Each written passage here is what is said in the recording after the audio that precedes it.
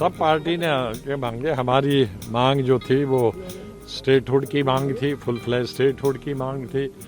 हमारी मांग इलेक्शन तुरंत कराने की मांग थी स्टेट के।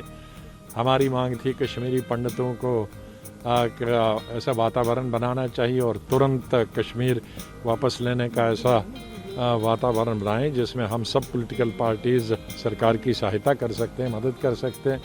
हम लोगों ने पॉलिटिकल प्रिजनर्स को छोड़ने की बात की। हम लोगों ने जो गारंटी सरकार को देनी चाहिए वहाँ की रोज़गार की, नौकरी की और ज़मीन की। 370 पे कुछ बात हुई नहीं, वापस लेने? अधिकतर पार्टियों में ऑलमोस्ट 80% पार्टीज़ ने उस पर बताया कि भाई अभी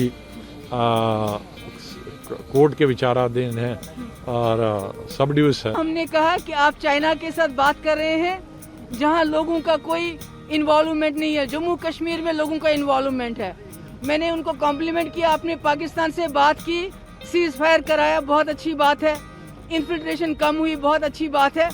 अब अगर जम्मू कश्मीर के लोगों को सुकून मिलता है, आराम मिलता है, उसके लिए अगर आपको पाकिस्तान से फिर बात करनी चाहिए। और जो ट्रेड जम्मू कश्मीर, चाहे रावलाकोट का हो, चाहे वो मुजफ्फराबाद रोड का उड़ी मुजफ्फराबाद हो, जो ट्रेड हमारा रुक गया है उसको चालू करने के लिए भी पाकिस्तान के साथ बात करनी चाहिए, क्योंकि उसमें काफ़ी लोगों का रोजगार है। और जम्मू कश्मीर में जो सख्ती है, जो पकड़ दकड़ है, जो मारपीट का माहौल है, जिस तरह से भी बात की नहीं होती है तो उसको UAPA लगाया जाता है। अभी कोई सांस ले नहीं पाता है। जर्नलिस्ट को तंग किया जाता है, सबको तंग किया जाता है। ये सख्ती बंद होनी चाहिए। खासकर मैंने ये कहा कि जम्मू कश्मीर के लोग बहुत मुसीबत में हैं, बहुत तंग आ गए हैं, उनके लिए सांस लेना मुश्किल हो गया है। अगर जोर से सांस भी लेते हैं, पकड़ के लेके उनको जेल में डाला जाता है। मैंने बिल्कुल कहा उनको, मैंने कहा कि आपका एजेंडा था इसको हटाना, मगर अगर आपको हटाना था तो जम्मू कश्मीर की असेंबली को बुला के तब हटाना चाहिए था। इस तरह इलीगली और अनकॉन्स्टिट्यूशनली हटाने का कोई हक नहीं था। आपने इसको इलीगली हटाया, हम कॉन्स्टिट्यूशनली और लीगली इसको रेस्टोर करना चाहते हैं। मैं मौका मिला वज़ीर आज़म साहब के सामने और गृह मंत्री साहब के सामने अपने बात रखने की, और क्योंकि इस मीटिंग में कोई एजेंडा नहीं था तो खुल के हमने अपनी बातें सामने रखी। क्या बातें हमने तो अपनी पार्टी की तरफ से वज़ीर आज़म साहब को और सबको कहा कि जहाँ तक 5 अगस्त 2019 का फ़ैसला है या जो किया गया, हम उसके साथ नहीं हैं, हम उससे सहमत नहीं हैं, हम उसको कबूल करने के लिए तैयार नहीं हैं। लेकिन उसकी मुखालफत में हम कानून को अपने हाथ में भी लेने के लिए तैयार नहीं हैं।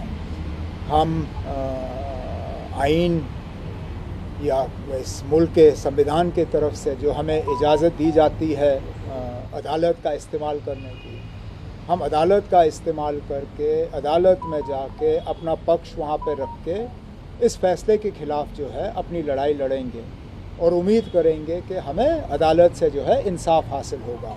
जम्मू कश्मीर को दोबारा रियासत का दर्जा दिया जाए और पूरी तरह से रियासत का दर्जा दिया जाए, कोई हाफ हार्टेड स्टेट नहीं। इसमें full statehood with JNK cadre restored to JNK, not UT cadre, not any other cadre. JNK must be restored its full statehood and must be restored its own independent cadre. And at the same time, almost all the speakers were unhappy with the move to single out Jammu and Kashmir for delimitation. There was no need. If the whole exercise of 5th August 2019 was to bring Jammu and Kashmir at par with the rest of the country, then by having a delimitation exercise independent of the rest of the country, you have set us apart from the rest of the country. So this delimitation exercise is something that has led to a lot of suspicion.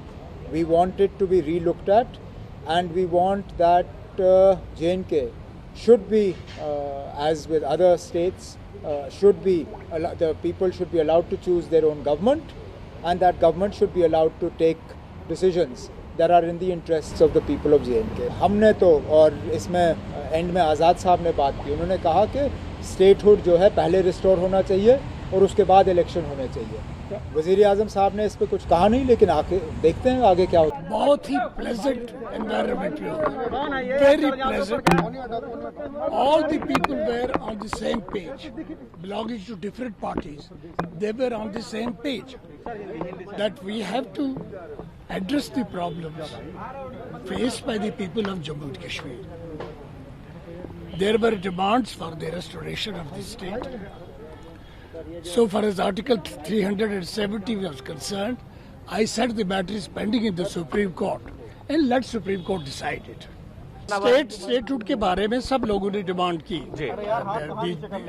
जो जिन लोगों ने बोला statehood के बारे में almost unanimity थी, लेकिन prime minister का रिस्पांस था कि पहले डिलिमिटेशन होना चाहिए, फिर आपने जो दूसरे इशू रेज किए हैं वो कंसीडर करेंगे। लेकिन डायरेक्टली प्राइम मिनिस्टर ने स्टेटहुड के बारे में कुछ नहीं कहा, कुछ भी नहीं बोला, सिर्फ ये कहा कि पहले डिलिमिटेशन होना चाहिए, फिर दूसरे मुद्दे जो हैं उनको एड्रेस किया जाए।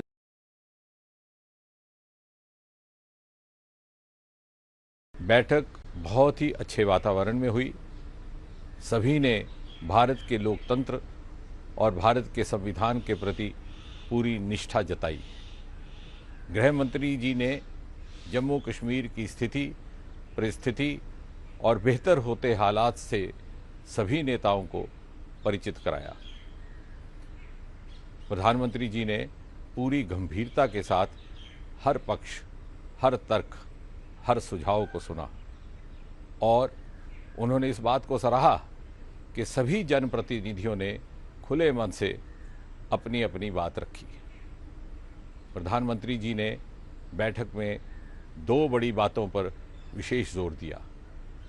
उन्होंने कहा, जम्मू कश्मीर में लोकतंत्र को ग्रास रूट तक ले जाने के लिए हम सबको मिलकर काम करना होगा।